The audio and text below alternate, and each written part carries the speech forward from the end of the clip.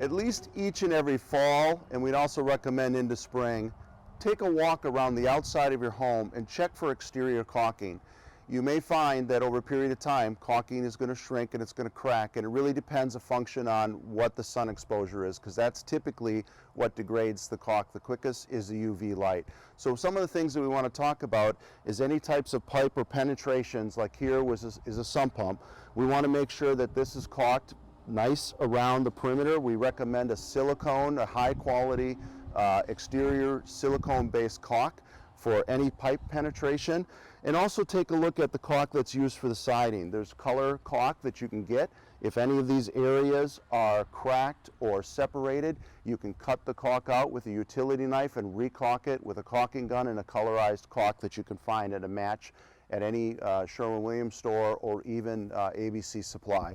The other areas that we tend to see separation is over by the air conditioner. Again, any pipe penetration that you see, like we see here, we want to make sure that the silicone is nice and wrapped all the way tight around the pipe. And we, again, will check to make sure that all of these blocks that we have are tightly caulked as well.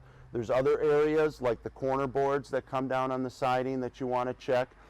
Typically, you'll find that those don't move much, especially with a fiber cement product. But in a wood type product, we do find some movement, and of course these pipes expand and contract, so that too will also reduce the life cycle of the caulk. So again, each fall and preferably every spring, take a walk around the outside of your home and take a look at all these caulking areas, especially the plumbing pipe penetrations or any penetrations that come out of your home.